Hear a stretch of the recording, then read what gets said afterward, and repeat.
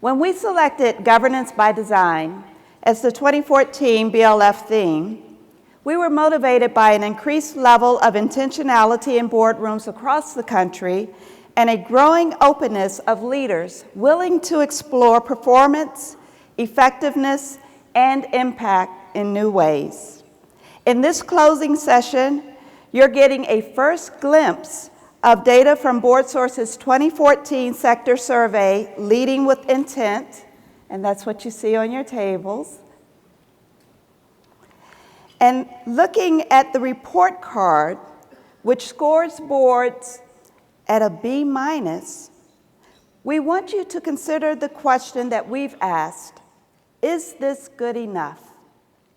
Over the next 30 minutes, you will hear from 4 esteemed panelists, each addressing governance by design with a different lens. You'll hear it, the expectations around boards through the lens of research, through the lens of oversight and regulation, through the lens of leadership, as well as impact and effectiveness. And now it's my privilege to introduce the moderator for our closing panel, Cathy Trower. As she walks up to the stage, let me tell you just a little bit about her. Cathy is a board member of BoardSource and president of Trower and Trower. She's a consultant to nonprofit organizations including colleges, universities, hospitals, associations, foundations. I would have to talk a lot faster to get them all in. She's also a former senior research associate at Harvard University's Graduate School of Education. But my very favorite, she's author of The Practitioner's Guide to Governance as Leadership, Building High-Performing Nonprofit Boards. Ladies and gentlemen, welcome Cathy Trower. Thank you. It's a pleasure to be here, and I'm really excited to see the data that you have in front of you. And I'm so honored to actually be able to introduce our panelists, who are people with really great ideas. Going back to what our vice chair of our board, Phil Henderson, said this morning, it's all about people and ideas. So I will be, I'm going to say just a couple of things about each of them, and then they're going to join me on stage for their remarks. So Will Brown has been exploring the role, challenges, and benefits of boards for nearly 20 years. While he is confident that good boards really do make a difference, the subtleties of how that plays out is a source of never-ending fascination and curiosity. Those are nice ways to put it, Will. And he's going to speak to us about research. He will be followed by Cindy Lott, who has enjoyed occupying a unique perspective working in this sector. She has been a regulator, a practitioner, an academic, and she has advised boards in thinking about governance issues from varying vantage points. Cindy believes that governance is both fundamental and at times very complex, and more discussions of situations that happen in the field are necessary, even as we trace the solutions back to underlying age-old legal basics and fiduciary duties. So Cindy will address oversight and regulation. She will be followed by Jacquelyn Lendsey, who is board chair of the Consumer Health Foundation. She has served as a nonprofit interim CEO, executive director, consultant, and a senior management executive leading and managing national, local, and affiliate-based nonprofit organizations. Jackie will talk about leadership. And last but not least, Pablo Eisenberg, who is currently Senior Fellow, McCourt School of Public Policy, Georgetown University, and a regular columnist for the Chronicle of Philanthropy and the Huffington Post. Formerly, he was Executive Director of the Center for Community Change, a nonprofit, a founder of the National Committee for Responsive Philanthropy, and a member of many dozens of nonprofit boards. Pablo will address board effectiveness and impact. So please welcome our 4 panelists to the stage. Thank you.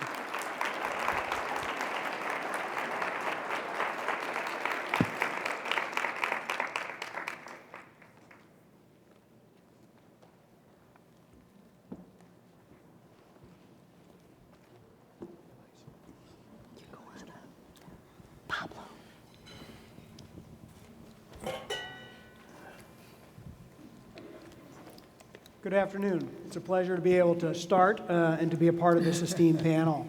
To start the conversation, so I come at you as the academic, as the individual who helps inform some of our thinking about how our boards work, what's important about our boards, what difference they make. And it's been 20 years ago that I asked that very relatively simple question: what difference do they make? And do they make a difference, and in what way? And I have been thinking about the curiosity of boards ever since.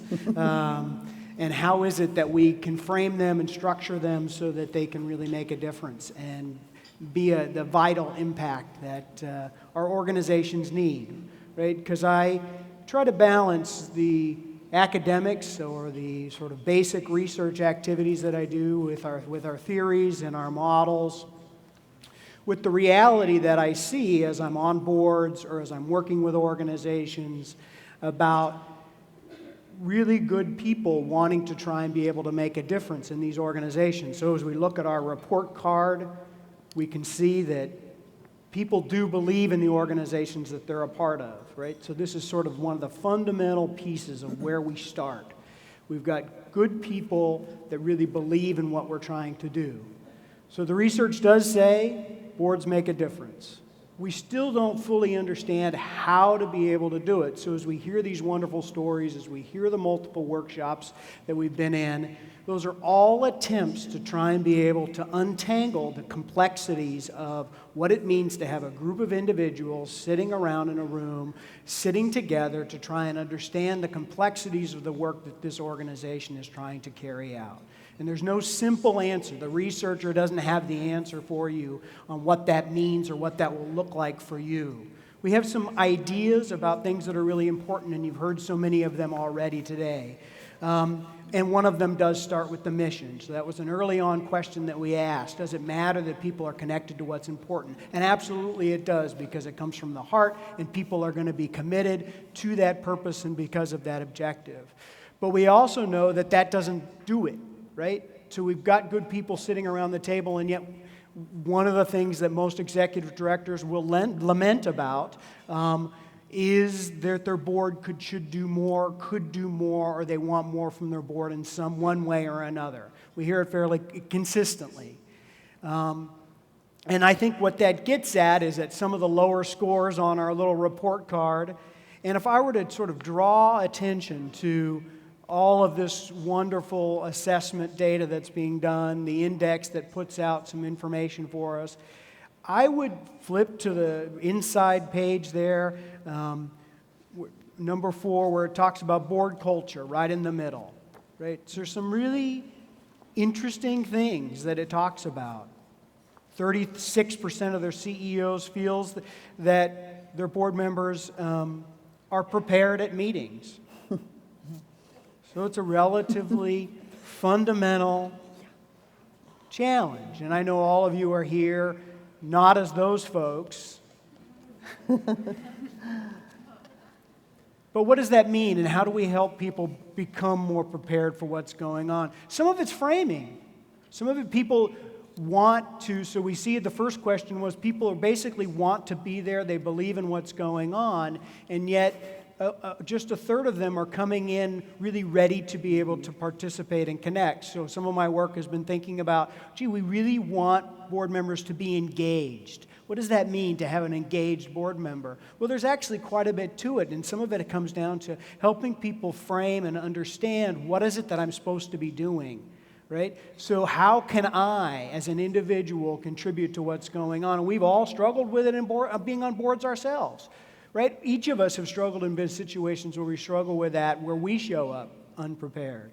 And so those sets of cultural measures there, the 36, the 28% of board members who actively participate in discussions in the way that we really need to, because that's where the heart of what's exciting about boards is related to that kind of engagement and of individuals in those conversations about the really important stuff. So those numbers are a little depressing. So we come back to this idea that people are here for the right reasons because of the mission, and that through the tools and the number of things that are being done in workshops like this and in trainings, we can continue to improve the capacity of our boards because they really do make a difference. Thank you for an opportunity to kick things off.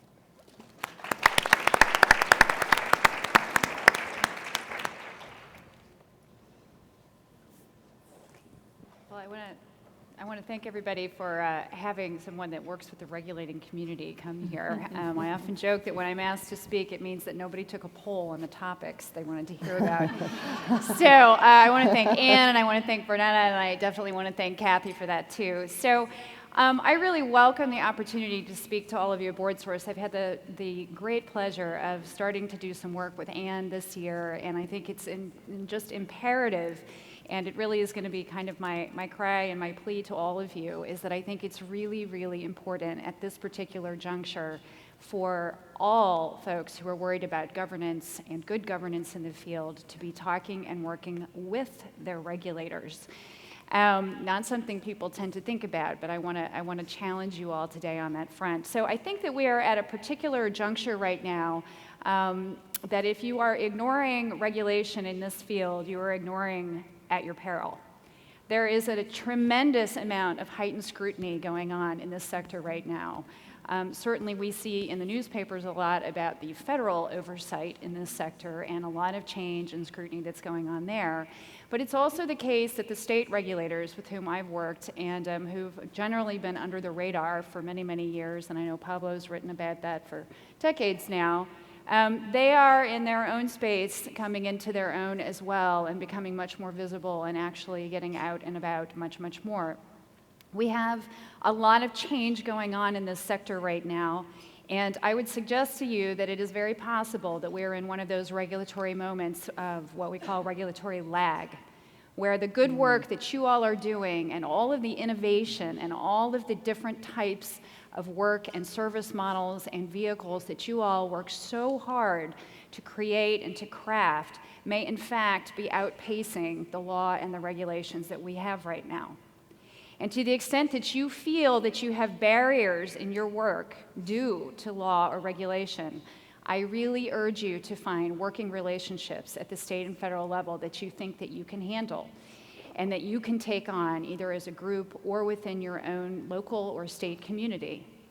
All of this comes down to good governance, of course. Everybody in this field needs to see that we are all working, regulators and non-regulators alike, towards the same goal, which is good governance, effective governance, a process by which that we can match the philanthropic dollars coming in with the services that go out on the other end of that box. Everyone is in this for the same reason. I would submit to you that at this particular juncture, we have a number of changes going on that heretofore have not been seen.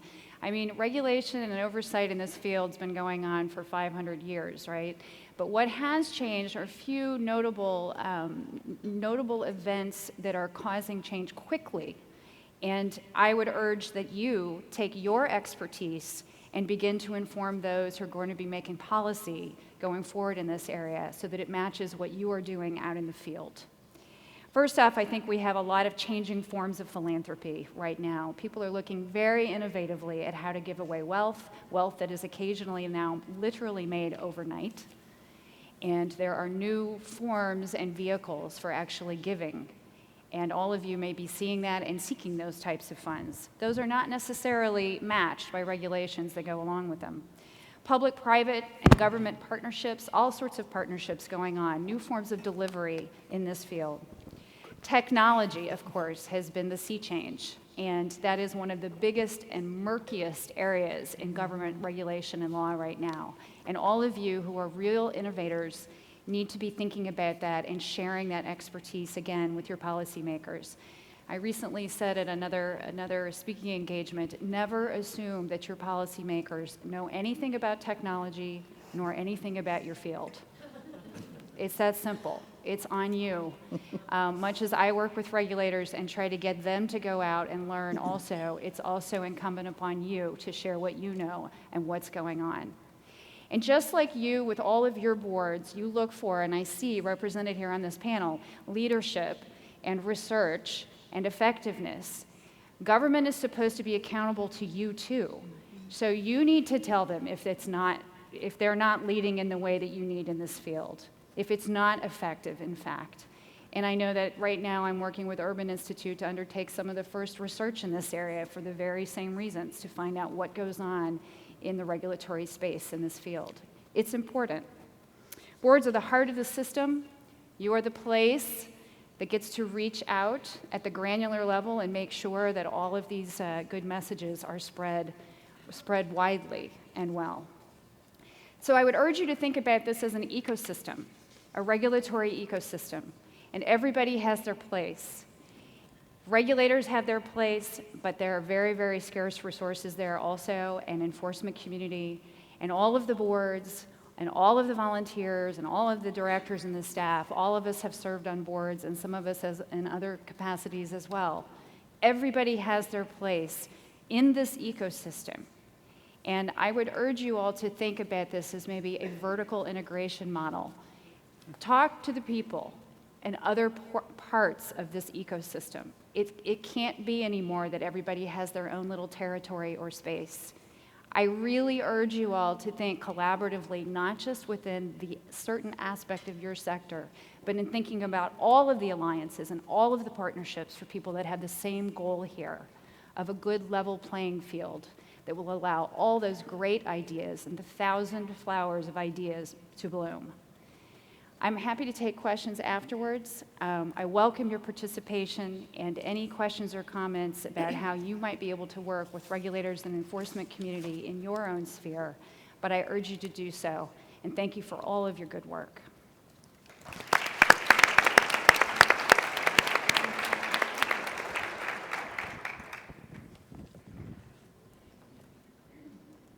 Good afternoon. Can do better than that. Good afternoon. Good afternoon. We're coming down. This is the last session. You've spent some time with some great speakers and great individuals who've given you a lot of understanding of what boards need to be doing, and the report card certainly gets to that. I was asked to talk a few minutes about leadership, and as chair of the Board of Trustees of the Consumer Health Foundation, I want to talk to you about it from the view of our foundation and the leaders that we are in this community. First, the Consumer Health Foundation is a private foundation in Washington, D.C. We provide grants to nonprofits throughout the region, both in the District of Columbia in Maryland and in Northern Virginia. We're a conversion foundation. We were founded out of the old Group Health Association that was a cooperative health association around health maintenance, and it was started in the 1930s to provide prepaid health care to its members in a racially integrated environment. And a lot of the work we've done in terms of looking at leaders for our board, leaders in the community, still flows from that cooperative work in terms of health, but also in terms of our racially integrated environment. Our mission is to advocate for health and racial equity through programs and investments that advance health and well-being in low-income communities and communities of color in our region. The leadership of our board, and I would say of all boards, should be and is intentional, strategic, inclusive, and diverse. We've looked at and we took a long, hard look at what our community was doing, what we were doing in the community, and what we assessed was that there were big differences in our community between communities of color and more wealthy communities in this region that are basically white. Two of the lowest scores on this report card revolve around what boards are doing in terms of the complex issues of community relations and board diversity. And as we looked at this over the years, we felt it was important to dig in and to be able to lead around these complex issues, and to also require that our board and our leaders and those that we work with get more savvy about those two indicators in terms of working in the community and board relations. We've been paying attention to this issue for the last 2 years, and we've seen how the board's leadership on these issues has translated into the work that we do. So let me talk about some of that. Because of our intentional focus on board diversity, very important, and as you see in the report, you see that while the numbers are getting better, we still have a ways to go as a profession or as a community in looking at diversity. Half of our board are people of color and half are women. We spend a lot of time working on this, and we have a lot of ways that we look to try to find the right leaders for our board. We challenge ourselves to discuss these issues amongst ourselves in the board, to look at and use the social determinants of health, especially racial equity. In addition to our internal dialogue, we're out in the community. We are understanding the perspective of those in the community that we work with. We're doing community learning sessions. We've also done community forums. And as a result of all this work, in 2009, we made some very hard decisions. We realized that we could no longer focus all our resources exclusively on healthcare access, but that we had to get into some of what Cindy was talking about. When you look at looking at not just the social determinants of health and not just access, but regulation, and how do we improve health and eliminate inequities. The foundation evolved its strategy, and we are expanding our grant making not only to include the work of intersection of health, but also to look at the other sectors that involve our community. We also began to speak explicitly about systems that needed to change in order to improve the social and economic position of people in our community, especially those low-income communities and communities of color. And we've also spent our resources to specifically work on racial equity through technical assistance to our grantees and to communicating. You know, if you want to learn more about the work that we've done in this area, we have an article that was recently published in Foundation Review, and it talks about how we went through a very thorough process using research, using outside information, using governance models from around the country to actually set ourselves up to be able to do this work. We're constantly assessing board diversity to make sure we have board members with the skills we need to do new kinds of work. We're constantly assessing how we make sure that we are incorporating and engaging younger leaders in our work. I'm a baby boomer, and I'm moving out of this work at some point. And how do we engage those that we want to come in? And in order to be more effective in changing times, we've realized that our board as leaders need to do this work. This means we need to get closer and closer to the communities we serve. We need to make sure that our boards are diverse, inclusive, and that our work is intentional and strategic. And I'll be happy to answer questions. Thank you.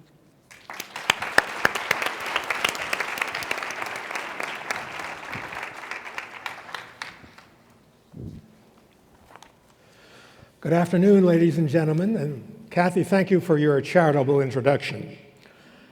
Many, if not most, of the scandals in recent years that have occurred among nonprofits, fraud, incompetence, are really attributable to the failure of boards to oversee their organizations and to take appropriate action.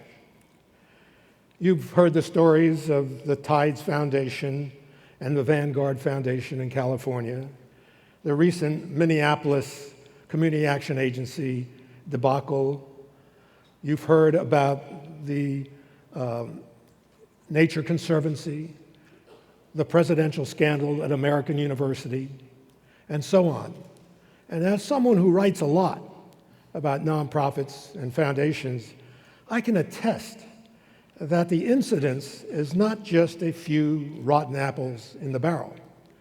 There is a lot of unaccountability and non-transparency in our nonprofit sector, and it reflects badly on all of us. Now, let me make a few recommendations about some ways, in addition to good training and orientation, that can improve the performance and competence of boards. The first may be surprising to you, and that is that we need to change our recruitment and selection process. There is a myth out there, unfortunately founded on some research, that board members are really hard to find. Nonprofits seem to be wringing their hands because they can't find good board members. Well, that's not the case at all. The problem is the lack of diversity in board membership. Boards, including especially foundation boards, that are composed almost entirely of wealthy people and highly paid professionals, are looking for the celebrities, the well-known folks, the people with money, the people who are leaders in their community. And that's not all the pot of potential board members. Good community people that can be good board members are plentiful if only you look for them. And the result of this lack of searching for diversity is that our board membership, both in foundations and operating nonprofits, is becoming increasingly elite. That is a fact even in some of the more grassroots nonprofits. We find elite boards. The second point, which is my point of view, is that fundraising should not be a major criterion of board membership. With the exception of the fine arts and big art institutions, fundraisers are not necessary on boards. Board members should back up the staff. But basically, if you look at nonprofits across the board, it's the staff who do most of the actual fundraising. The criteria should be the sense of mission, the courage, and the dedication to sound operating institutions. Nor should there be any self-dealing on boards. The trend is, according to the Urban Institute, that an increasing number of board members are getting benefits, paid consultancies to do service on boards, whether they're lawyers or fundraisers, accountants or realtors. And often, not just for below market, many of them now are getting above market rates. And that does not help the reputation and integrity of boards. I also believe that no one should serve on more than 3 or 4 boards. And I say this as one who has been a failure at this task, having served on too many boards. But 3 or 4 is about the maximum which good board members can pay time, particularly in crises, to the attention of board operations. It has been said by many that boards seem to be clubs and not boards. And that is, they are populated with people who want to get along, be pals, have fun, support their CEOs. That's not what good board members are about. Board members should be tough, objective, have the courage to go against the crowd, and do justice to their boards. Oversight is crucial, as Senia said, and unfortunately, there is a widespread view in the nonprofit sector that self-reform is the answer to all our problems, that more government regulations is bad. Now, I've been around 55 years, and I've rarely seen any instances of real self-reform. In short, what this sector needs is tougher regulations and good enforcement, of which there's very little. So when we talk about partnerships, we should be talking about the partnerships of boards trying to do a better job and government oversight, which has a responsibility for that job. That's the partnership, I think, that will make boards even more outstanding than they are. Thank you.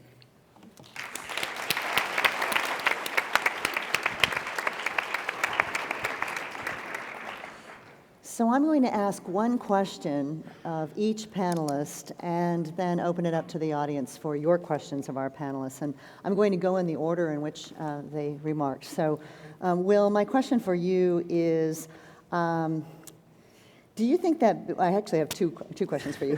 What do you make of that B- grade overall for performance? Are we being too tough or are we too easy on ourselves? That's my first question. And then I would love you to address a little more specifically and quickly what most accounts for the gap between the excitement about our mission, for which we give ourselves A-, CEOs and board members, and the fact that the CEOs are saying only a third of my board is actually prepared to come to meetings engaged. So if you'll comment on the B- and then that gap, That please. gap. Okay, so the B-, I mean, you all have to answer that for your own selves amongst your own boards, but in general, I think we know that the boards can do a better job and that we want the boards to be more thorough in the kinds of things that they do, whether it includes fundraising or whether it doesn't. It's clear that's clearly a gap in reference to what happens for these organizations. But when you talk about being out in the community, that also is an area where people need, and board members should be, public relations, a role of being a face of the organization to an appropriate level. So I guess I don't believe that it's necessarily too hard on us, but each one of us needs to think about it. As far as that gap, right, so we've all been there sitting around a table feeling like somehow I want to do more or get something done. It's a difficult task. It's a difficult job to provide governance, to provide leadership for this organization, to be engaged in strategic decision making. And so far too many people avoid it or don't get themselves there. And so the gap comes down to people really are challenged in being able to do the work. It is difficult work, and it can be complex and confusing to know what it is that I'm supposed to bring to this conversation to help move this organization along in this group. It's tricky enough to be an individual to try and lead an organization. We add to this dynamic of multiple people sitting around a room or in a room that just makes it that much more difficult for folks. And so that is where I come back down to help us focus and frame what's important now can be a method by which we might be able to achieve that. Thanks, Will. Cindy, research shows that it's already difficult to get people to serve on nonprofit boards, although Pablo says, they're out there, we can get them, and we'll address that in a moment too. But given what you've said about oversight and regulation, are we going to be actually piling on still more, and more accountability, more scrutiny? Are we going to actually be scaring people away from service on nonprofit boards? What's your sense? I think that's a very tough tension. My own personal view, having served on boards and also looked at the oversight piece of this, is that I wish that we had a critical mass of the baseline that everyone is accountable for, concomitant with resources to let people get there. Mm-hmm. It's one of the biggest problems that I see, and I know even in the governance lab this morning that we were dealing with, I think a big part of what I see as missing that would solve some of this is when people are invited onto boards, they are given an honest assessment of what is going to be required. Mm-hmm. And it's not always, sweetness and light. Sometimes it means having to do some difficult things. And I think it's one of the biggest gaps we see.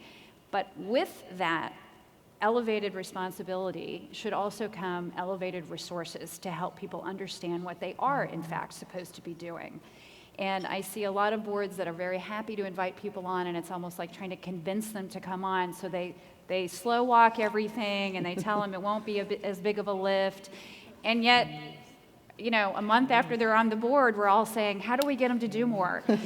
So we shouldn't be surprised, right? So I understand the tension, I do, but I think that if we had baseline understanding of what's required, but with the resources that we give, and of course BoardSource is a leader in this, but along with other groups too, I think we would have a much more equitable way of managing expectations when people come in and allowing them to have what they need to do it right, and being held accountable to that then.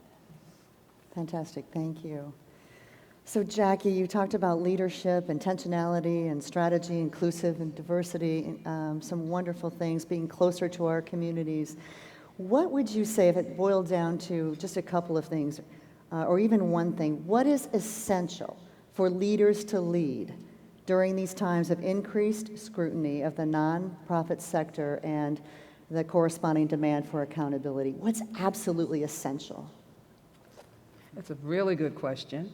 I think I use the word intentional very specifically because I think what's important is recognizing our strengths, recognizing what we do well, and using those strengths together. I think it's important for a board to recognize that we bring people onto our boards for very specific reasons. We just don't do an all-call and ask everybody in the world. We really are looking for what are the gaps that we have on our board. What is it that will make us better? And I think the thing we do well, or should be doing well, is intentionally using those skills to make this organization and this board better. And I'm very clear about that, and I'll give you an example. Don't ask me to come on the board because of my financial acumen, and then somehow fail to take advantage of it, even use it, or even ask me how I feel about the way we're doing work. It's the quickest way to turn me off. It's the quickest way to make me sit back and be quiet, and it's the quickest way to make our board become less effective. So I think it's intentional would be the word that I would say, and I would say it about utilizing the skills that are in our group and are available for us to use to the fullest. Fantastic, thank you. Pablo, you may not have known, but that last year at this forum, I was arguing against board members being fundraisers in a great debate. So this is kind of near and dear to my heart from last year. But so I'm going to ask you the question, which is different than one I originally intended to. What will it take, do you think, to break down the elitism that you talked about? And so how do we uncouple fundraising and governance? Well, I think intention is certainly a key. That is, one has to look for a wider array of board members than is normally the case. If you take foundations, of which there are 100,000 in this country, almost everybody on a foundation board is wealthy or, as I said, a very highly paid professional. There are no community people, there are no union people, there are no school teachers, there are no social workers, there are no small businesses. It is an extraordinary elite, perhaps the most elite institution in the country. And when I looked at these, I then looked at a lot of the major nonprofits and found, by God, they're the same thing. They want leaders in the community, they want heads of organizations, they want celebrities, well-known people, and in many cases, people who are great wealth. And in my own organization, way back, Center for Community Change, we tried getting some very wealthy people on our board. They were very nice, didn't raise a cent. It was we on staff who raised the money. So I think one has to have a deliberate effort to broaden the scope of candidates for board meetings.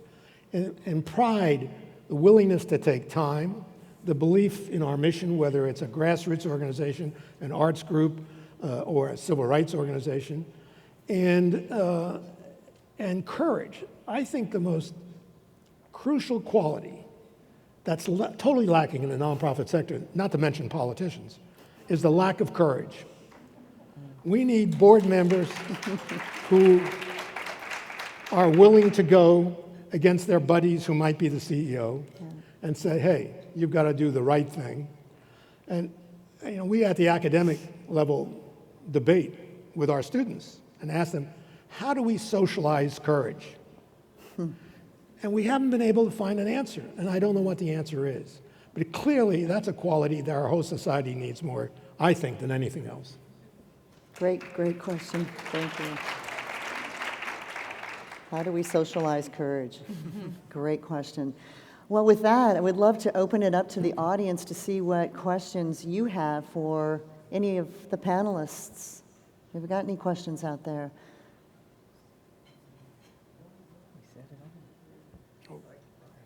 Down front. Do we have a microphone out there? She doesn't need one.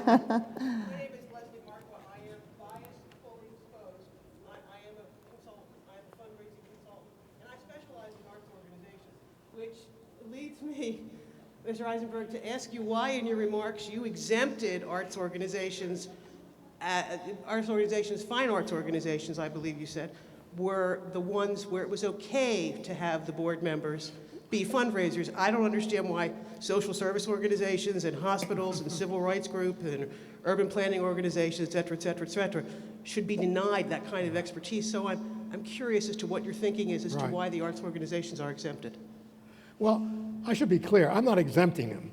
I'm saying that it is a fact that some of the big arts organizations, whether it's the Metropolitan or MoMA in New York or the Cleveland Orchestra, require that board members bring $1 million or $500,000 to the plate.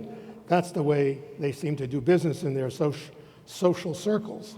I'm not saying that that's good, but I don't believe that in fundraising, the average nonprofit organization, even some of the large ones, that board members who are fundraisers are necessarily going to contribute a heck of a lot. They might contribute a little help to the staff in fundraising, but the fundraising is not going to be done, in my view and in my experience, by board members of average nonprofits. Better to key in on other qualities like commitment to mission, values, willing to spend time. I think those are more important features of a good board member than some expertise in fundraising or being a wealthy fundraiser.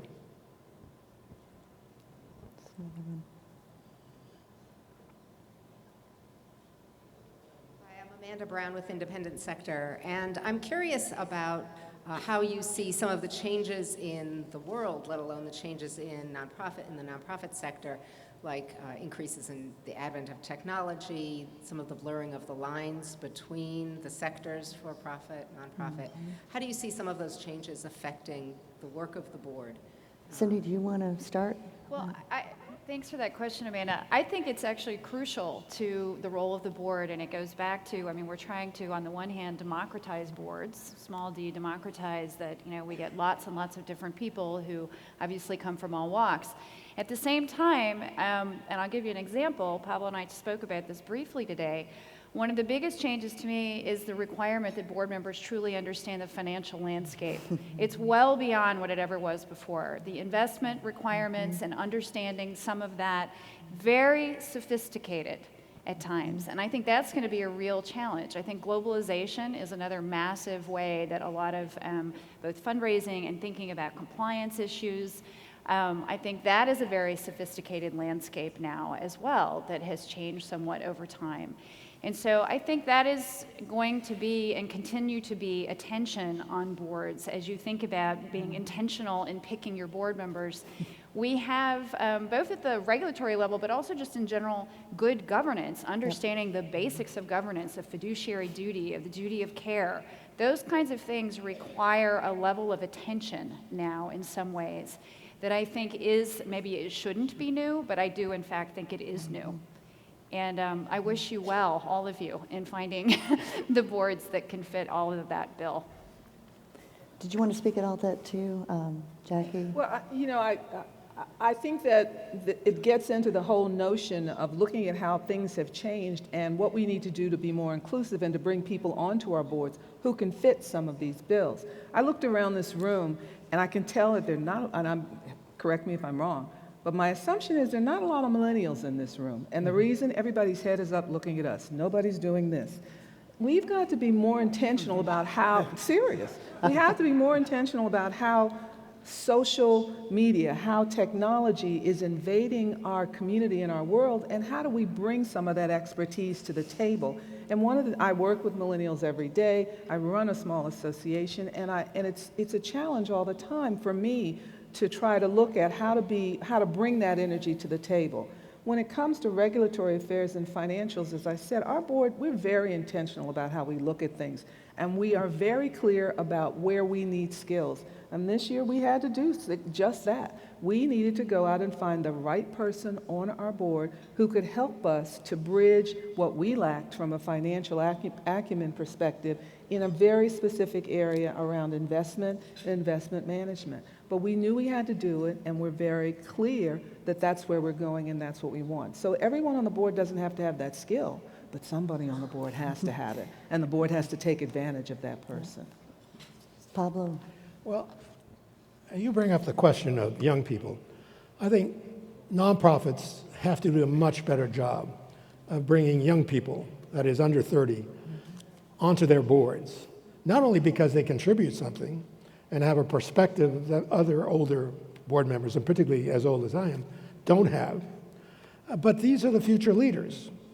And it's important to nurture that group of people. The same thing with nonprofits recruiting staff. Very few go out of their way to recruit young people. One, a lot of the CEOs are challenged by young people who will not believe in the authoritarian top-down leadership, but want a type of collegial leadership.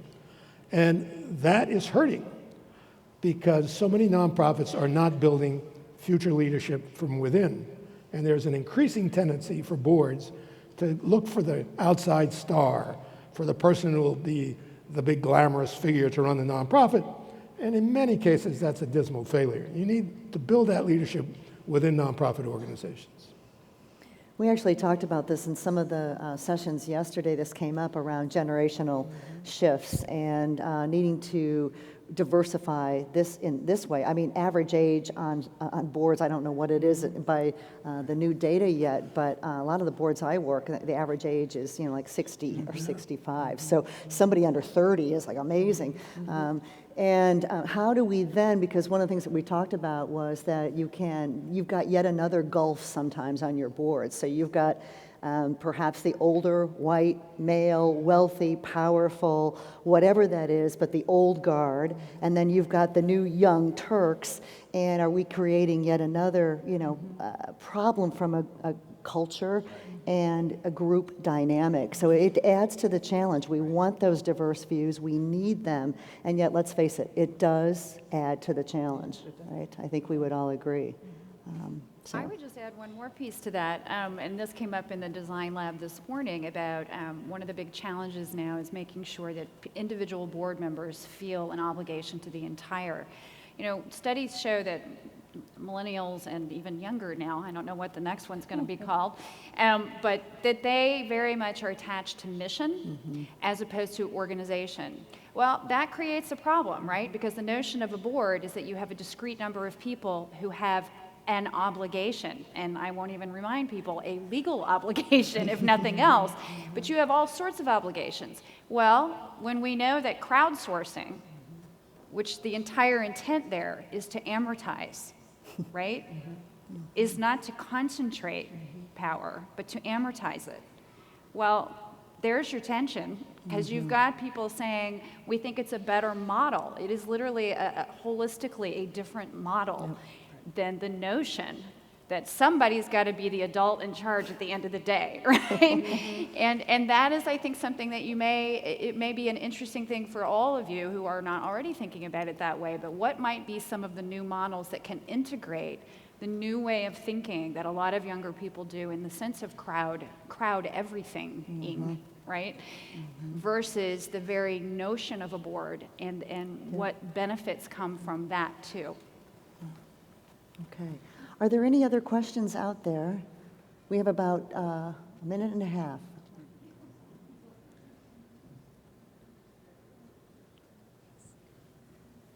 Cindy, this is for you. You mentioned some of the regulatory issues around technology. Could you offer a couple examples of where those are and what conversations boards maybe should be having about those? So the largest one is social media, of course. And I get this question a lot, and I'm going to be, I don't know if any of you will be attending the Mobile Giving Foundation conference that's later this month also, but I think this is I can say this, I work with regulators all the time who will essentially agree, it's one of the grayest areas out there. And it's not just about fundraising. It truly is, I won't say Wild West, I've had some people want to call it that, but I think if you think about it in terms of like the academic world, when we think about regulation and history, et cetera, there's always a time when something is new and innovative that you have gray regulatory space. Because in fact, that's what nurtures what's coming, right?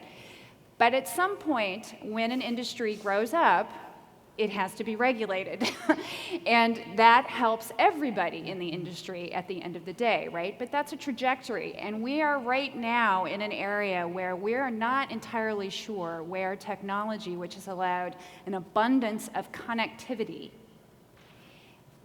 coming back to this notion of having individual obligation and individual ability to be accountable is actually going to manifest in all sorts of the work that you do, whether it's financial or fiduciary duty or, you know, any of the aspects of communications, marketing, whatever it is you do, or service delivery.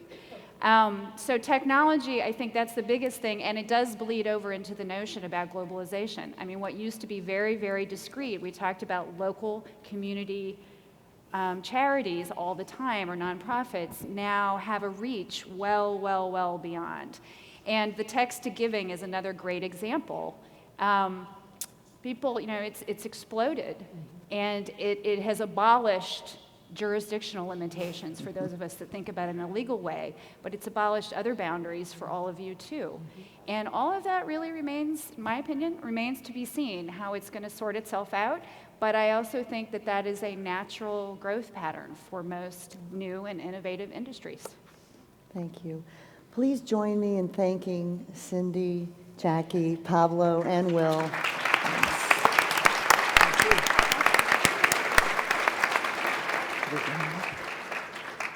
I think our panel has certainly given us some food for thought.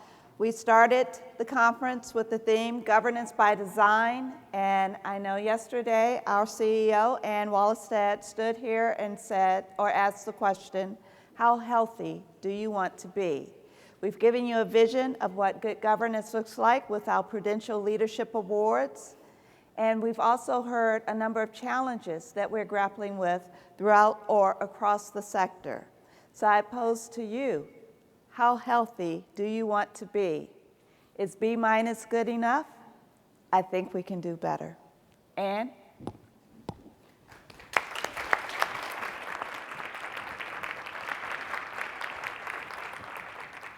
Thanks, Vernetta, and thanks to all of our panelists again. You've given us lots and lots to think about. I suspect that some of you agreed with lots of the things that were said, and I suspect that some of you have some things that you might have disagreed with that you're going to go back and think about. So that was the point.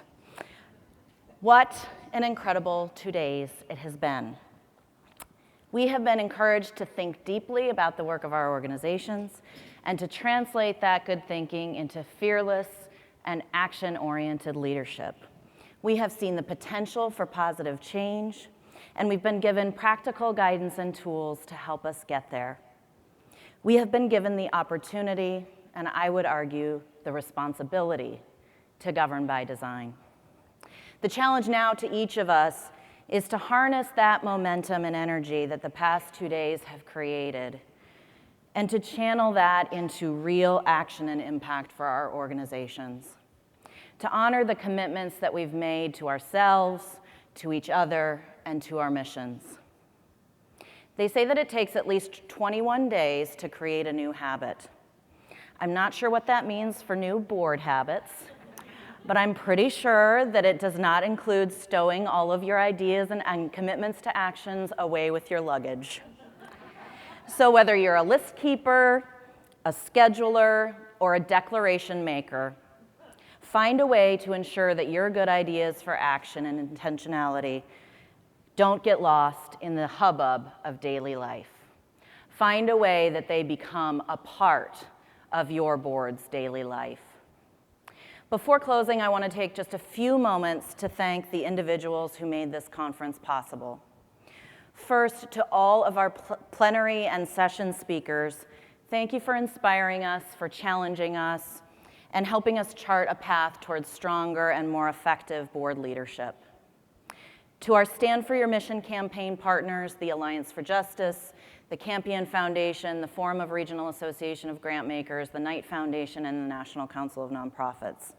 Thank you for your leadership and your partnership as we work together to create new understanding and awareness of the importance of advocacy to our sector, to our missions, and to our boards. To BoardSource's board of directors, who are tremendous partners to me, you are an example of a board that is always striving to do more and do better. So thank you for your partnership and for making all of this possible. And finally, I want to give a special thank you to Vernetta Walker, to Aaron Berry, to Jason Lavender, and to the entire BoardSource team. Thank you for the work that you do in support of this conference and the work that you do each and every day. You are the reason that we are able to serve and support 100,000 nonprofit leaders. And your passion and commitment to our mission is the fuel that keeps us strong. To all of you, thank you for inviting us into the work of your organization and for sharing with us your time, your commitment to your work, and your passion for your mission. I am inspired and humbled when I look into this room and think about the tremendous potential for change and impact that just these four walls holds. I know that our paths will cross again, but for now I wish you the very, very best in the important work that you do, and I truly hope that I will see you all in New Orleans. Thank you.